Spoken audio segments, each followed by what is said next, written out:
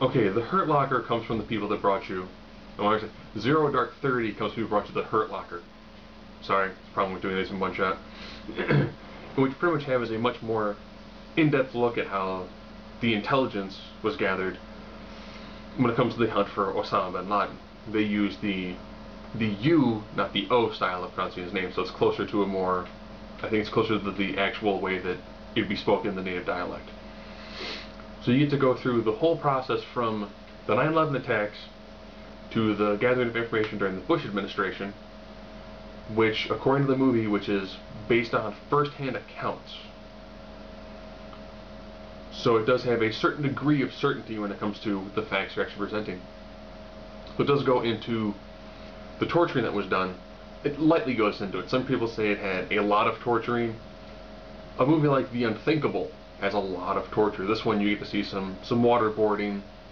You get to see some of the other more, I'll say, more psychological torturous things. Someone getting put into a box, the giving somebody, depriving someone of sleep, depriving them of food, giving them the isolation factors. They also see the other end of it too, where once you think you've got somebody broken, then it's the, I'm gonna give you some good food, we're gonna have this nice, more convenient relationship, as well as occasionally just the flat-out bribes that have been, there's a part where they essentially trade a car for information.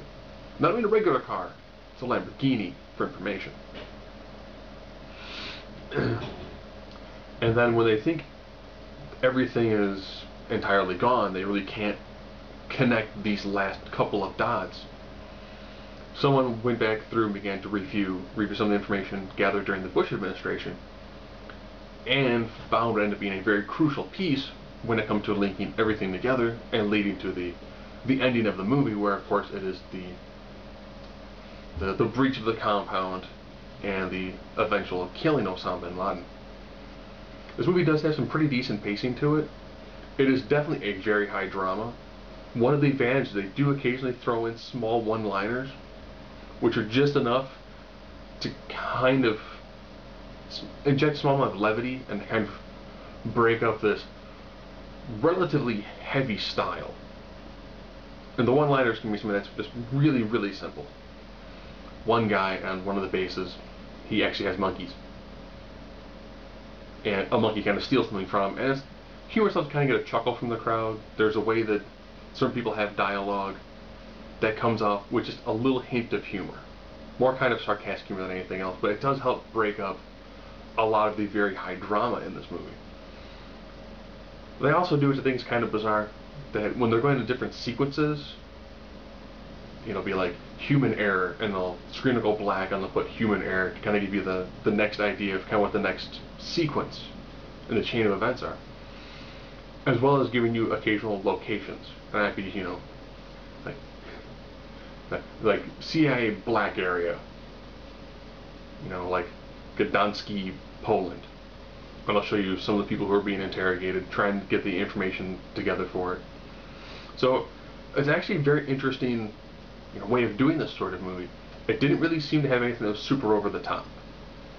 And the fact that they did mention, there was a way that Bush did things, the way that Obama wanted to do things.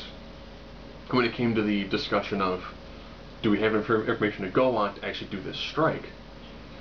If what is in this movie is true, somebody did say that the case for weapons of mass destruction in Iraq was actually stronger than the case for the compound housed, Osama bin Laden. Which seems kind of bizarre, because one actually ended up being a true statement, and one ended up being a false statement. But when it came to the intelligence gathered from it, one seemed more like a true statement than the other one. So, interesting. And if it is as true as it can be, I guess then Osama bin Laden was actually hunted down by a red-headed woman who had a hunch and spent many, many years defining, refining, and convincing people that, you know what, I'm right, he's here, we can do this. And it took a lot of information from the intelligence community, a lot of money, a lot of time, a lot of man hours, and lots of casualties on both sides to actually bring this to fruition. It's a very interesting movie. Very good movie, very solid movie.